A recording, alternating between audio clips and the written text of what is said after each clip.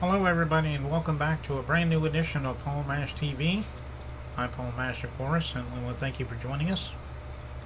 And we're still hearing feedback all the time, so if you want to contact us, stay close attention to the ending credits at the show, and you'll get a chance to contact us several different ways. This time from Sydney, Australia, we have a band called Pecos Red, kind of a country rock Americana type band.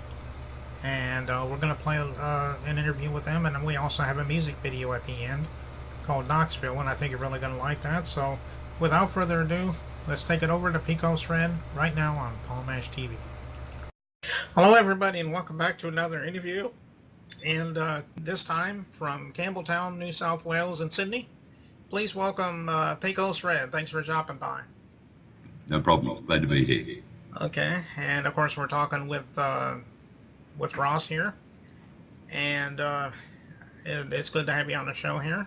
First of all, is there a meaning behind the word Pecos Red? Maybe you can explain a little bit what that name means. Well, I think it tends to go with the music. The Pecos is kind of like the Badlands, rough terrain, big history of the Wild West, and yeah, that's kind of how the music goes. We go along those lines of the hard-at, working man, gunslinger, riverboat gambler, biker, if you like. So the name for mine, it worked. And yeah, the Pecos Red, the dirt's red out there, and so it kind of worked for us, yeah. Oh, okay. Well, this is a typical question I usually ask all my guests. The first question is, why don't you let me know what it was that inspired you to be a musician? I mean, I guess you grew up in a musical family. Maybe you've always liked music. What's your story? Well, I did initially, yeah. My father played guitar. He was in the Air Force through the war. And before he joined, he started playing guitar. And through the war, he entertained some of the troops. As a matter of fact, he appeared with Bob Hope and Gracie Fields on their touring shows. And he went back to Australia, and he was known as Yodeling Tex Kennedy, as you do back then. And he made a couple of records. He had a little bit of success, but back in those days, people really had to work for a living.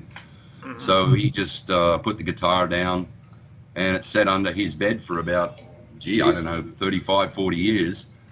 And when I was about 7 or 8, I crawled under the bed and found this thing, and it had one half of one string on it.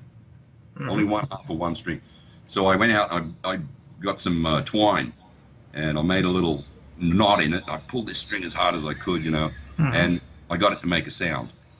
So when he came home, he saw me doing that, and he went out and he bought me a little ukulele. I don't know, it must have cost about $2 or something, and a little book on how to play it. And I kind of, I took to it pretty quick. And I was playing tunes for mum and dad and brother and sister and folks around the street.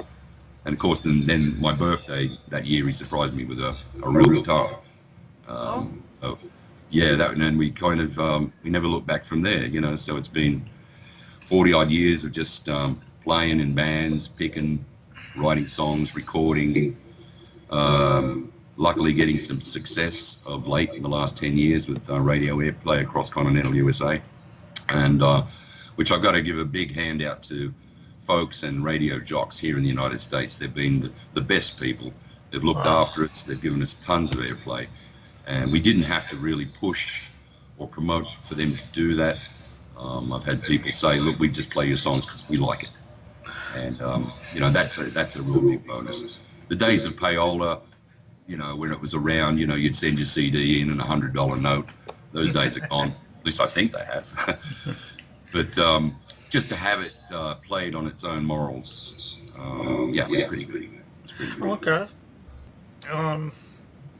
Excuse me. Yeah, that's pretty good. I mean, you mentioned Bob Hope, man. He was probably one of my favorite comedians growing up, I think.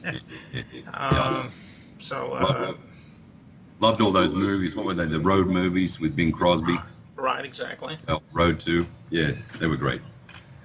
And I guess another question I have, did you have any musical influences? I mean, do you like all kinds of music, or maybe you could share with us that? Well, yeah, I mean, it's a story I've told 100 times, but it is true. Kids, when I was growing up, we'd help out in the neighbors' yards, and they'd give us 10 cents, a shilling we used to call it. Then we went into a different currency change in 1966. So you'd go and mow someone's yard, and they give you, 10 cents.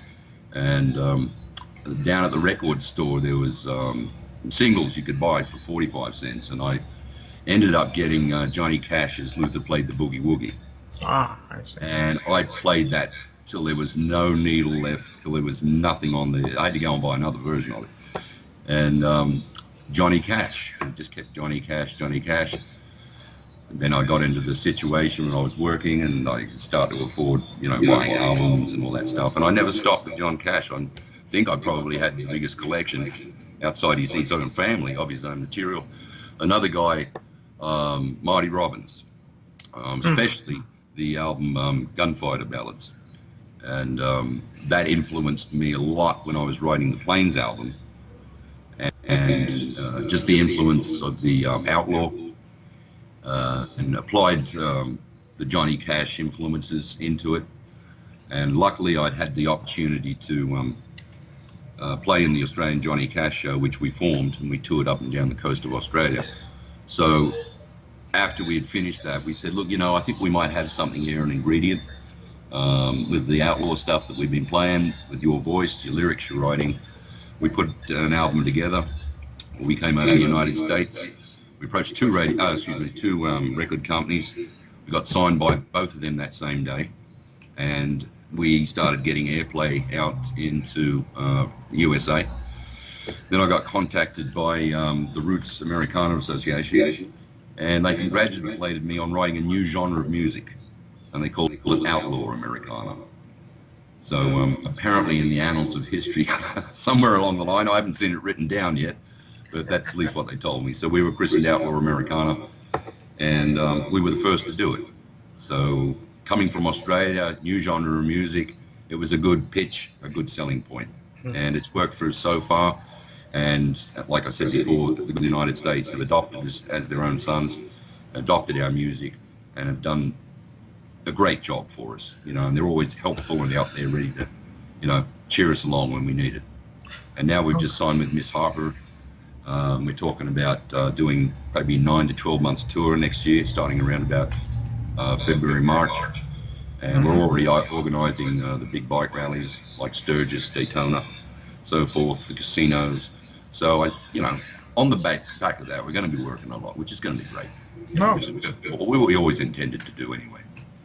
Oh, okay. Well, that's good. Yeah, those are some pretty good influences. I forgot about a couple of those names, like you mentioned, Marty Robbins, and of course, Johnny Cash is obviously legendary. Yeah, well, I got to visit his grave the other day, him and June Carter's, and it's quite a touching moment up in Henderson, Tennessee. Yeah. Right. But how many albums do you have out now, or have you had any albums? Maybe you can talk a little bit about that. Yeah, well, we've got the one album out now. It's released. It's called the Plains album. We're currently we're back in Australia next week, and we continue on with a new album we've got called Badlands. Plains was more directed at I don't know, the outlaw influence, if you like. Badlands is a little bit more commercial, a little bit more radio friendly. So we're expecting a ton of airplay on that. But having said that, we've already received a ton of airplay on the Plains stuff anyway. So it's a good thing for us. It's great for any musician or artist to have DJs out in the United States and in Europe and in Australia. They play your stuff. They like it. You can send your next one to it, and they go, oh, yeah, Pecos Red, no problems. I got no problem with them. So you kind of flows from there, you know what I'm saying? Okay, well, that's good. Well, that's about, excuse me, about all I can think of for right now, but we do appreciate you stopping by and talk to us for a few minutes, and just like to say that, if you have anything new to plug, or want to come back on for a second interview sometime, you're always welcome to come back, and we love to have you sometime. Anytime. You just ring me and tell me what you need. I'll be here for you. Okay. But before we go, now we're getting ready to play one of your videos, Knoxville, I do believe is the title of it. Is there a little story behind that? Well, yeah, it was funny because I had a friend of mine who was a picker, and I knew him, just texting and stuff that he'd done, and he was telling me about Knoxville. I hadn't even been there, but he was describing the flavor of the place and how great it was, and it was his hometown, and he loved it. But he had to move on around to sort of like get to Nashville and then Austin and play around that circles to be heard. And he was really, really good, and he's a guy that never really got a chance. So I got the song out, used him as the feature, and made him a success in the song, at least, if you like. And it was my favour to him anyway, so that's where Knoxville came along. It wasn't like we just stuck a pin in the map and said, okay, we'll call it that. There was a little story behind it. And the guy never really made it in the industry, but he did in my song, so he was happy about that. Okay. All right. Well, we're going to go ahead and play Knoxville right now from Pecos Red, and we'll talk to you guys soon, and we'll talk to you soon, ladies and gentlemen. We'll see you next time. Bye-bye. Thanks very much.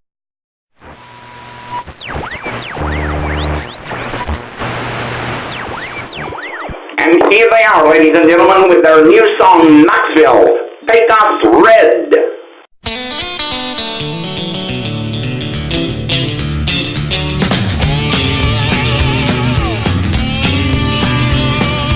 He got the fire, he got the soul. He's a guitar picker out of control. When his fingers plays, everybody comes to see. Plays in a country band out of Knoxville, Tennessee. When he was 9, he started to jam. His father owned a bar in Birmingham, so sometimes he'd get up and give him a song. Played a little Lou Perkins, everybody would sing along. There at 19 years, he was really gone. Every cat out there tried to play along, but his fingers moved too fast for the human eye. Played a couple of love songs to make the little girls cry. Put your nose to the grindstone, feet on the floor, and when you're all through, give a little more. It's a big old world out there, and don't you see? He's a guitar picker out of Knoxville, Tennessee. Good son.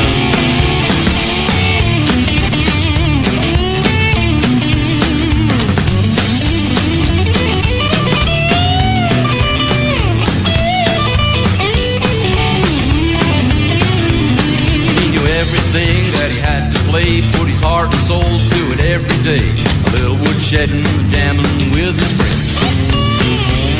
He's a country picker, well, what style that is. Yeah, he broke all the rules in San Antonio, played his guitar through a microphone. The crowd was shocked and the papers, they all read. This little country boy, well, he must be off his head. So now he plays a wooden slab, still makes all the girlies get real sad, still finds time to get back home too. Ask him how it was and he'll gladly say to you, put your nose to the grindstone, feet on the floor, and when you're all through, give a little more. It's a big old world out there, don't you see? He's a guitar picker out of Knoxville, Tennessee. Take us home.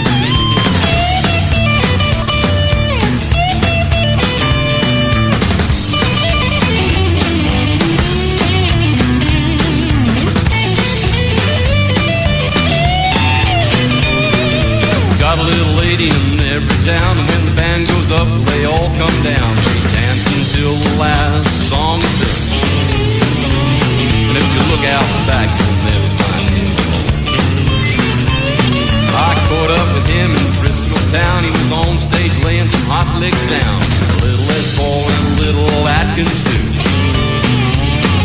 Ask him what you want, and he'll gladly play it for you.